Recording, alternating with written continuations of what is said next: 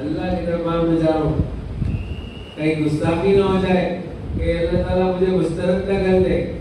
एक मर्तबा हज़रत सुफियान सौरी रहमतुल्लाह अलैह बहुत बड़े आलिम थे वक्त के, चलते फिरते लोगों को दर्स देते थे, चलते फिरते 25-50 बच्चे उनके साथ रहते थे, किताबों का दर्स देते, 24 घंटे किताबों के दर्स में मसरूफ रहते थे। बाद बच्चे आगे बोलते थे हमको किताब फला किताब पढ़ने का फराफर, तो फरमाते थे भाई मेरे पास टाइम नहीं है, इतना टाइम है कि मैं घर से मस्जिद जाते वक्त तो तुम किताब लेके आ जाओ, चलते चलते मैं तुम्हारे को पढ़ा देता। कुछ लोग बोलते थे मैं मस्जिद से घर को जाता हूँ तो उतना वक्त मेरा फारिग है, उतने वक्त में तुम किताब लेके आ लो, मैं तुम्हारे को समझाया। तो एक मरतबा कई शागिर्द उनके साथ थे, मस्जिद में आए तो मस्जिद में आने के आदाब में यह है कि आदमी पहले सीधा पैर मस्जिद में रखे, राइट सीधा पैर, क्या बोलते हैं आप सीधा पैर बोलते हैं, दाहिना पैर और फिर बायां। और खाली मस्जिद की सुन्नत नहीं है, मस्जिद में आना हो, सवारी में जाना हो, घर में जाना हो, हर अच्छी जगह जहाँ भी जाए पहले सीधा पैर रखें, और हर गंदी जगह खराब जगह जाना है तो पहले बायां पैर, मस्जिद से बाहर रखे, दुनिया गंदी जगह तो वहाँ बाएं पैर से निकल आते हो सीधे पैर से।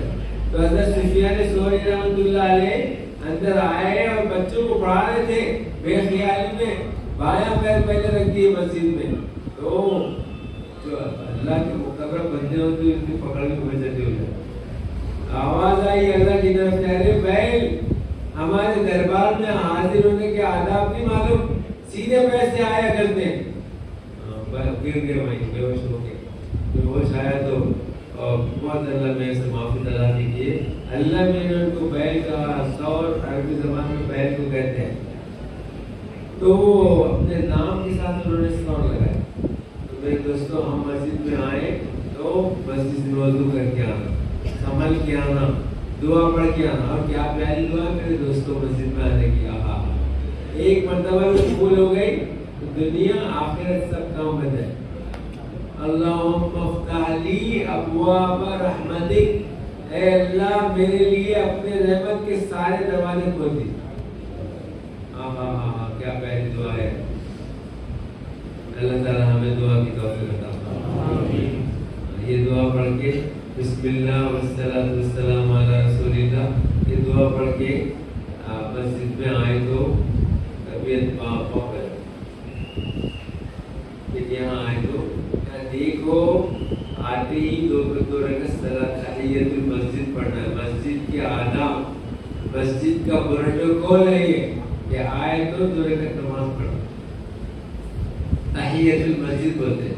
और कई नियतें कर सकते हैं उसमें, तहियतुल मस्जिद की नियत भी कर सकते हैं, तहियतुल वुजू की नियत भी कर सकते हैं, सलातुल हाजत की नियत भी कर सकते हैं, सलातुल इस्तिग़फ़ार की नियत भी कर सकते हैं, सलात इस्तिख़ारा की नियत भी कर सकते हैं, सलात शुक्र के लिए 5 नियतें कर सकते हैं।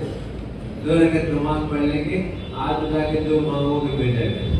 ऐसे फिर नमाज पढ़े, उसके बाद थोड़ा टाइम है तो तस्बीह पढ़ लो, अल्लाह का नाम लो, कुरान शरीफ पढ़ो, और नमाज के बाद कुछ वक्त है तो देखो मैं क्या कर सकता हूँ। मैं तो खला साफ करने का है तो मैं तो खला साफ, यहाँ के मामला में दखल न करो, यहाँ के इंतजाम में दखल न करो, लेकिन सफाई करो।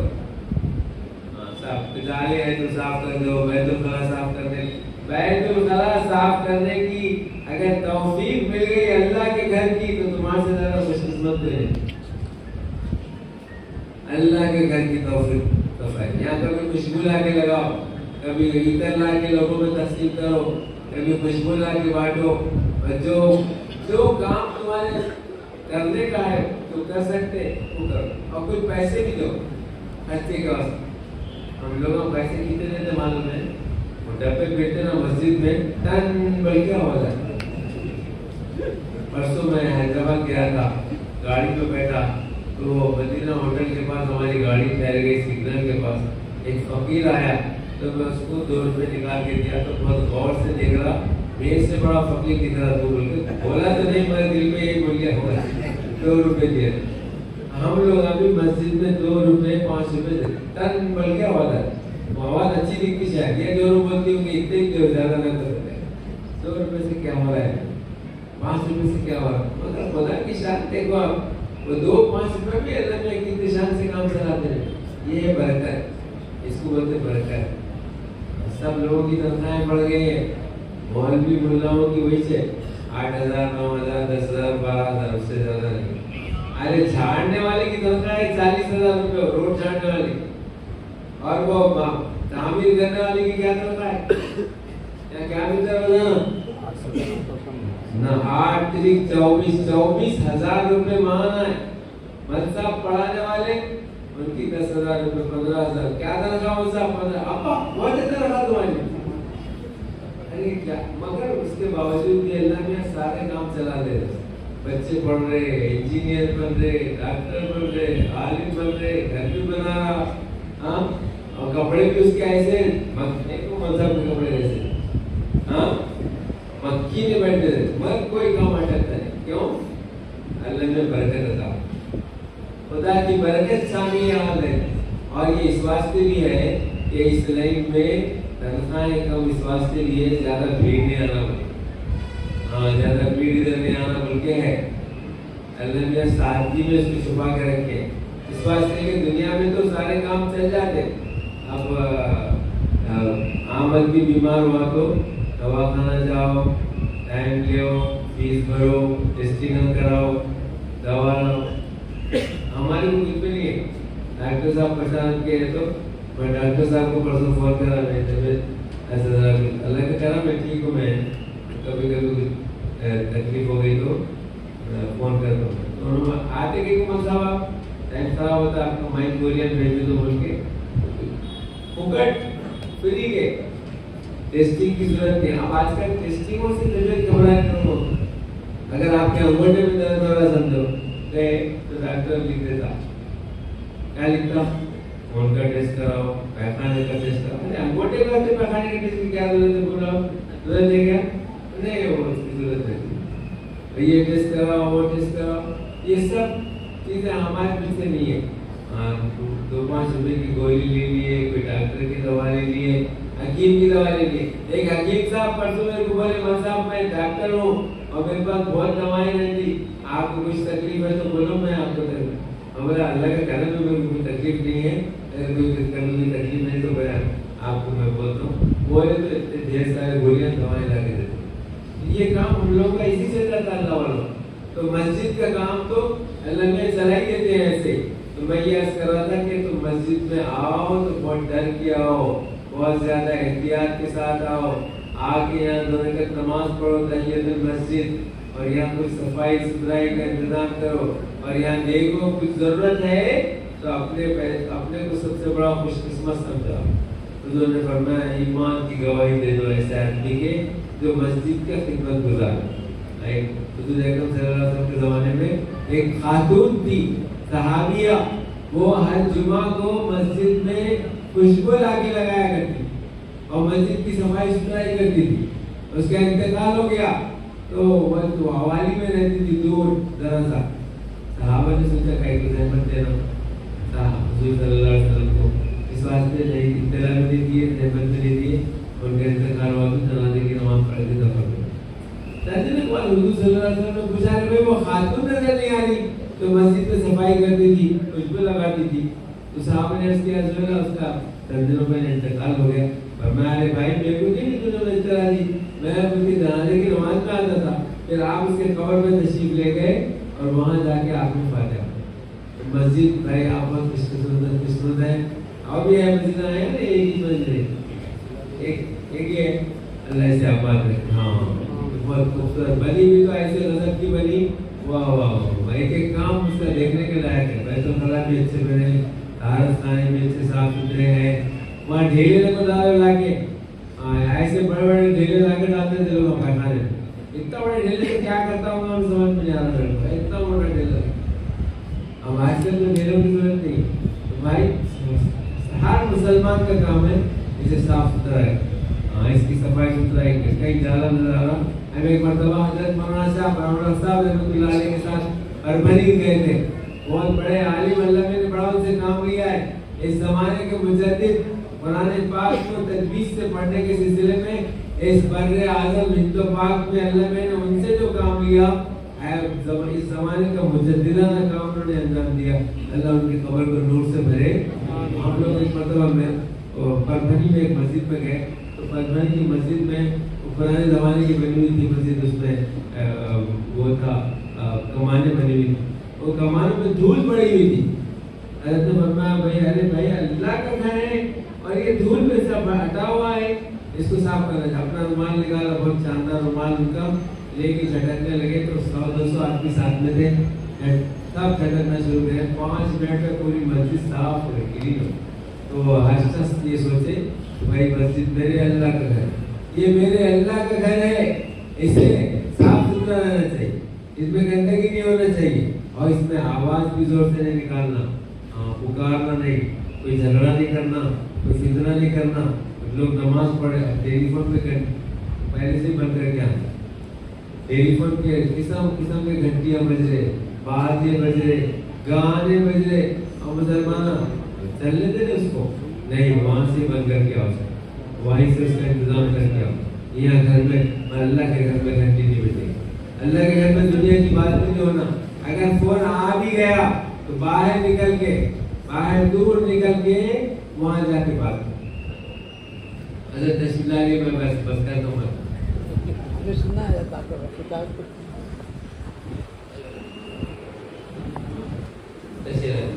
परसों आपका गलवा का बयान सुना, हज़रत आयशा बैठ मामूली बात है, आपको वाह वाह, ऐसा हीरा रख के हम लोग के बुलाते हो।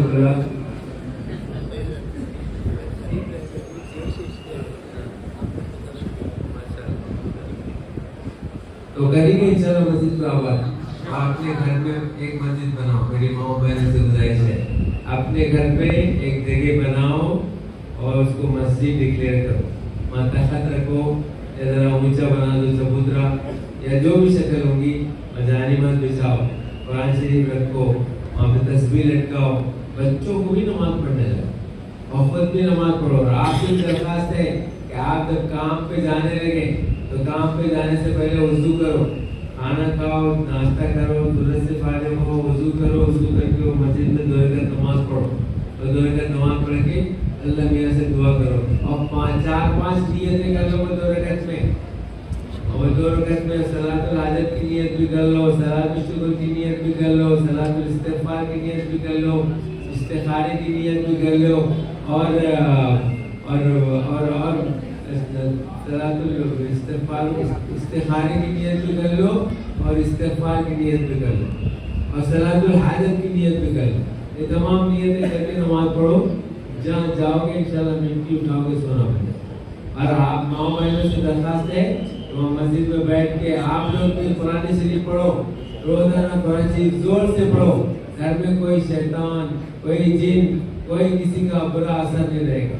आप कुरान शरीफ की तिलावत करो और तस्बीह रखो, अल्लाह का नाम लिया करो और वहाँ 2 रकात नमाज, 4 रकात नमाज पढ़ा करो। औरतों से गुजारिश है कि वो पूरी नमाजें उसी मस्जिद में पढ़ें।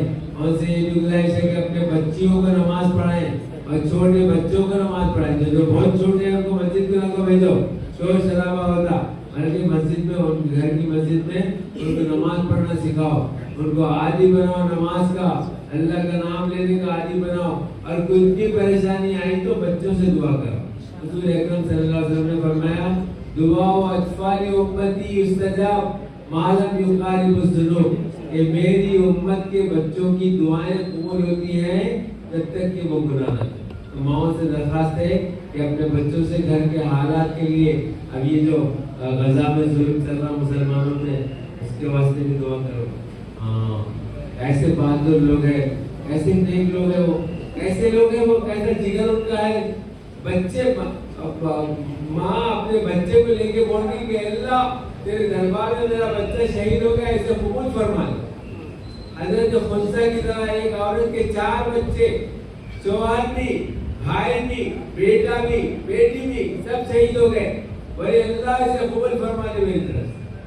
एक आदमी की बीवी का शहादत हो गई, बिल्डिंग गिर के, तो बोला मेरी ये बीवी ऐसी थी, हर नेक काम में मेरे से आगे थी।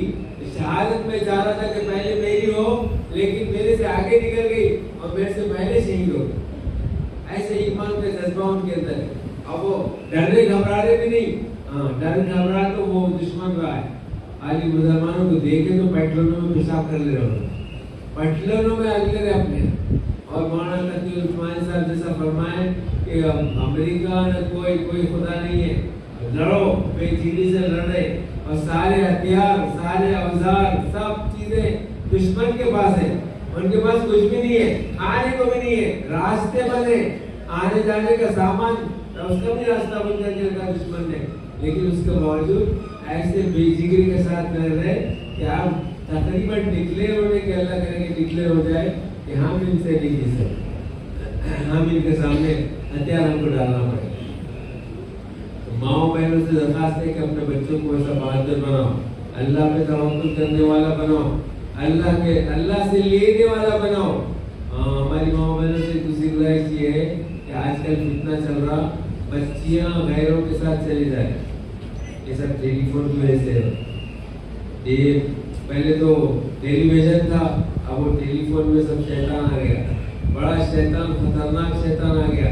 उसकी वजह से गैरों से चाट भी हो रही और क्या क्या चीजें उसमें आ रही कि अल्लाह अल्लाह अल्लाह ही बात। अल्लाह हमारे बच्चों को से देख के अंदाजा हो रहा है कि नौजवान बच्चों पे क्या असर हो रहा होगा, उसको कितने मुतासिर हो रहे होंगे वो बच्चे, जितने खतरनाक फिक्रे उसके अंदर आ रहे हैं। हमारी माओ बहनों से गुजारिश है कि अपने बच्चियों की तरबियत करो, और ऐसी तरबियत करो जैसे रसूलुल्लाह सल्लल्लाहु अलैहि वसल्लम ने अम्मा हज़रत फातिमा रज़ियल्लाहु तआला अन्हा की तरबियत फरमाई। हज़रत फातिमा रज़ियल्लाहु तआला अन्हा सबसे खूबसूरत बेटी थी और सबसे आखिर तक हुजूर अकरम सल्लल्लाहु अलैहि वसल्लम की जिंदगी में मौजूद रही वो, और हुजूर सल्लल्लाहु अलैहि वसल्लम को बहुत मोहब्बत थी उनसे। जब भी सफर पर जाते थे सबसे आखिर में हज़रत फातिमा से मिलके जाते थे, वापिस आते तो सबसे पहले अम्मा फातिमा से मिलते थे। मगर उनका हाल क्या था मालूम? तो हाल ये था, अगर आप चाहते तो दुनिया की सारी नेमतें, जन्नत की नेमतें हज़रत जिब्रील इस्लाम उनके घर में ला करते थे, लेकिन उनका हाल ये था। एक मरतबा हुजूर सल्लल्लाहु अलैहि वसल्लम घर में तशरीफ ले गए तो पूछा अली कहाँ है? तो अम्मा फातिमा ने फरमाया कि वो दोनों बच्चों को बहलाने के लिए ले गए हैं, खाने को घर में कुछ भी नहीं कई दिन से, उनको बहलाने के लिए ले गए। उनके बारे में मालूम किया, कहाँ गए? तो मालूम हुआ कि एक यहूदी का बाग था, और वो यहूदी के बाग में दीवार में थोड़ी सी स्थान थी, उसमें से झाँक के देखे तो वो यहूदी देख लिया, हज़रत अली को पहचान लिया, और अंदर बुलाया और बुला के बोला कि मेरे बाग में पानी देने की जरूरत है, अगर तुम पानी दोगे तो एक डोल के बदले में एक खजूर दो, एक डोल के बदले में एक खजूर दो। दोनों साहिबजादे भी साथ में थे। वो कौन दोनों साहिबजादे थे? हसन और हुसैन, जो जन्नत के नौजवानों के सरदार हैं। हुजूर ने फरमाया अल हसन वल हुसैन सय्यदा शबाबी अहलिल जन्ना, जन्नत के नौजवानों के सरदार, भूखे गई। हुजूर हज़रत अली रज़ियल्लाहु तआला अन्हु पानी खींचना शुरू किए और एक एक डोल के बदले में एक एक खजूर लेना शुरू किए। थैली भर गई तो फरमाया बस अब मेरे बच्चों का पेट भर जाएगा, अब मैं वापस घर को लेके आया। तो हुजूर अकरम सल्लल्लाहु अलैहि वसल्लम को मालूम हुआ कि हज़रत अली बच्चों के को भूख होने की वजह से बहलाने के लिए ले गए। हम आप होते और हमारे को मालूम होता कि घर में 3 दिन से खाना नहीं तो क्या हाल होता हो। एक मरतबा हुजूर अकरम सल्लल्लाहु अलैहि वसल्लम के पास कहीं से कुछ गुलाम बांदियां आ गई थी, तो हज़रत फातिमा को मालूम हुआ कि गुलाम बांदी आए हैं, तो काम करने के लिए, काम में मदद करने के वास्ते गुलाम या बांदी मांगने के लिए अम्मा फातिमा हज़रत फातिमा रज़ियल्लाहु तआला अन्हा तशरीफ ले गई। कोई इंटरनेट इंतजाम नहीं है कोई मुतबादिल इंतजाम नहीं है।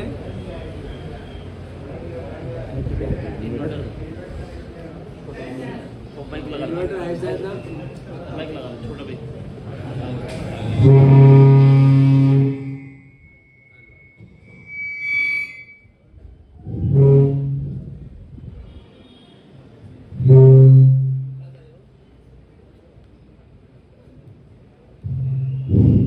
हेलो तो अम्मा फातिमा तशरीफ ले गई हुजूर अकरम सल्लल्लाहु अलैहि वसल्लम के पास।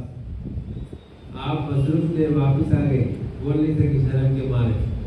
औरतों को शर्म आया होना चाहिए। आजकल तो शर्म आया खत्म हो जाए औरतों में, न ओढ़ना, न लपेटना, न चादर, न बुर्का। बुर्का पहने भी तो ऐसा बुर्का पहनेंगे, ओहो छक छक बुर्का। वो बुर्का नहीं, लोगों को मुतवज्जे करने का जरिया है। ऐसा बुर्का नहीं, सीधा साधा बुर्का होना, जिस्म को ढांपने वाला और जिस्म के आज़ा को छुपाने वाला होना। ऐसा नहीं होना चाहिए हर जिस्म का कि साफ जाहिर हो जाए, कौन सी चीज कहाँ है मालूम हो जाए। नहीं, ढीला ढाला होना चाहिए। तो शर्म के मारे वापिस आ गए। हुजूर अकरम सल्लल्लाहु अलैहि वसल्लम को मालूम हुआ तो दूसरे दिन तशरीफ ले गए घर पे। पूछा, बिटिया क्या बात है, कैसे आना हुआ आपका? तो अर्ज किया, अभी भी खुद नहीं बोली, हज़रत अली ने अर्ज किया, या रसूलल्लाह, मालूम हुआ था कि आपके पास कुछ गुलाम बांदी आए हैं, तो काम पे ताउन करने के लिए क्या तुम बांदी हो, क्या वास्ते आई? हुजूर ने फरमाया, बिटिया मैं तुमको बांदी नहीं दे सकता। क्या काम था? आटा पीस लेना। पिसा हुआ आटा आजकल जैसा तैयार मिल रहा है, आजकल तो औरतों को इतनी सहूलत हो गई, जितनी सहूलत औरतों को हुई मर्दों को नहीं हुई। हाँ, आटा पिसा हुआ आटे के आगे डाल रहे, और फिर कपड़े धोने के वास्ते मशीन आ गई, डाल दे, उन्हें धो लेती, उन्हें सब कर लेती। आगे में बोलती, अम्मा उठा ले कपड़े सूखे, बोल उठा के बोलती नहीं बोलती। फिर पीसने के वास्ते पहले जमाने में चक्की पीसना, वो पीसना, तेलपत्ता, वकली। अब आजकल कुछ नहीं, वो ग्राइंडर निकला, अच्छा डाल के भुर बोलते ही पूरा पीसे जाता। परसों हमारी बच्ची को मैं बोला था कत्ता पीस के ला बेटा, तो उन्हें ले गई, वापस लेके आया। तो बोला पीस के ला बेटा, तो उन्हें बोली बाबा पीसे हुआ है, देख लीजिए आप। ऐसा डाल ली, कान मरोड़ी, भुर बोलते ही पूरा पीसेगा। पहले जमाने में चूल्हा सिलगाने के वास्ते औरतों के आंखें चले जाती थी। अब आजकल कुछ नहीं, ऐसा कान मरोड़ो फट बोल के सब है। फिर पकाने के वास्ते भी वो निकले, क्या निकले, वो सीटियां मारते सो। हाँ, 1 घंटे का पकाना 5 मिनट में पका दे रहा हूँ, 2000 घुसके हमारा बस खत्म पक गया। औरतों को बहुत आसानी हो गई। और हमारे घर में जब हमारे छोटे बच्चे थे तो अच्छा हुआ अल्लाह मियां मर्दों को नहीं लगाया छोटे बच्चों को संभालने का काम। अगर मर्दों को लगाया होता तो मैं तो 2-4 दिन में लाके बड़ी फेंक देता था। ये काम। तो सुबह में उठ के देखे तो 2-3-4 छोटे बच्चे थे, उठ के देखे तो इतना कुप्पा खाली होकर रहता था। अब आजकल वो नया निकला, क्या निकला? अरे क्या सहूलियत होगी, पैक कर दो, हो गया बेटा, 24 घंटे लेके फिर पूरा माल जमा हो रहा उसमें। बहुत परेशानी नहीं, तोड़ना ना धुलना ना धोना ना साफ करना, कुछ नहीं, साफ हो गया, सफाई हो गई। परसों हमारे घर में मेहमान आए थे तो उनको बड़े बड़े बैगा लेके आए, तो मैं सोचा सर्दी का जमाना है शायद, वो लगा लेके आए हुए गुलाब पीना बाहर के। मैं खुश हो रहा था, हमारे बीवी को पूछा क्या है, तो बोले वो फोटो के अगले के बच्चे भी साथ में आए थे, मैं समझा बिला निकल आए थे। तो औरतों को बहुत सहूलियत हो गई, सारा काम आसान हो गया उनका। कोई काम, पहले जमाने में चावल ऐसे आते थे कि उसको ढोलना पड़ता था, वो दुनिया के कंकड़े उसमें रहते थे। अब लिखा हुआ उसके ऊपर कि वो बिल्कुल साफ सुथरे, खाली लेओ पकाओ, तुम्हारा काम आसान हो गया। अम्मा अब तुम्हारा एक ही काम है, बच्चों की दीनी तरबियत करो, अगली नस्ल के वास्ते उनको तैयार करो, और उनको जो है उनको अल्लाह उसके रसूल से वाकिफ कराओ, शोहर का मकाम बताओ, उनको काम करना सिखाओ। हज़रत फातिमा रज़ियल्लाहु तआला अन्हा के पास काम करने वाले कोई नहीं थे, उनको आटा पीसना पड़ता था, चक्की पीसना पड़ता था, बर्तन धोना पड़ता था, पानी धो के लाना पड़ता था, पानी दूर से लाना पड़ता था। अब आजकल तो खाली नल चालू करो पानी आ जाता है। तो हुजूर अकरम सल्लल्लाहु अलैहि वसल्लम अगर चाहते तो फरमान के अंदर नहीं थे कि मेरी बेटी को मैं बांदी बना के नहीं भेजा, मेरी बेटी को तुमने बांदी बना लिया है, मैं वापस लेके चला, नहीं फरमाया। हज़रत फातिमा से आपने फरमाया, या फातिमा इत्तक़िल्लाह, ऐ फातिमा अल्लाह से डर, मामली अमल अली की, और अपने घर घर के काम अंजाम दे। और फरमाया कि जब तू सोने के लिए जाए, इज़ा हस्ती मस्जाकी, जब सोए सोने के लिए जाए तो 31 मरतबा 33 मरतबा सुभान अल्लाह, 33 मरतबा अल्हम्दुलिल्लाह, 34 मरतबा अल्लाहु अकबर पढ़ लिया कर कि तेरे लिए गुलाम और बांदी से ज्यादा बेहतर है। तो मेरी माँ बहनों से दरखास्त है, एक तो अपने घर के सारे काम अंजाम दो, घर में सफाई सुथराई रखो, जाली नहीं लेना, घर में कचरा नहीं लेना, कचरा लेना नौसत है, बर्तन साफ सुथरे रहना, उससे बीमारियाँ आती। घर में फ्रिज है तो बेहतरी देवर में हजरत मौलाना तानवी रहमतुल्लाह अलैह ने लिखा, औरतों का काम है कि महीने में एक दफा पूरे घर की सफाई होना, पूरे घर की। ये भी बीमारी मेरे ऐसे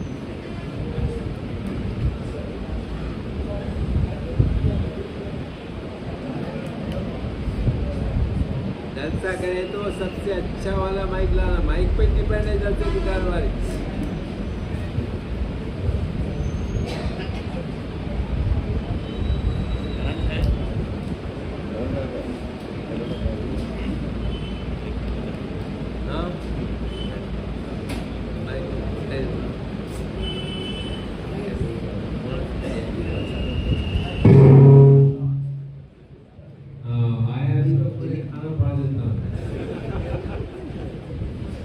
मस्जिदों में मस्जिद था, परसों एक मस्जिद दरसे में गया था, एक मस्जिद में और माइक इतना पूरा पुलिस सेक्शन के ज़माने का माइक था, हाथ लगाया तो पूरा हाथ लाल हो गया मेरा।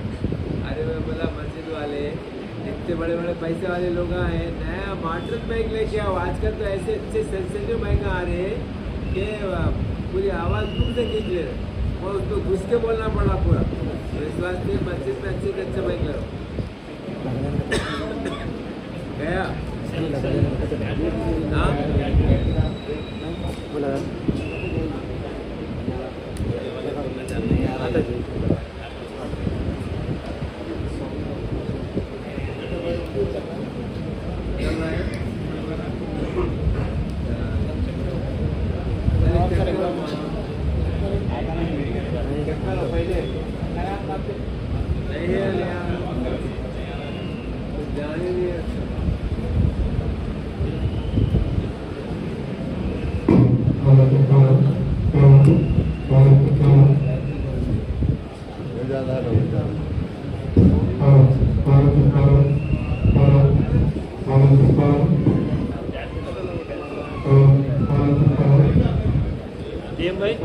भाई माइक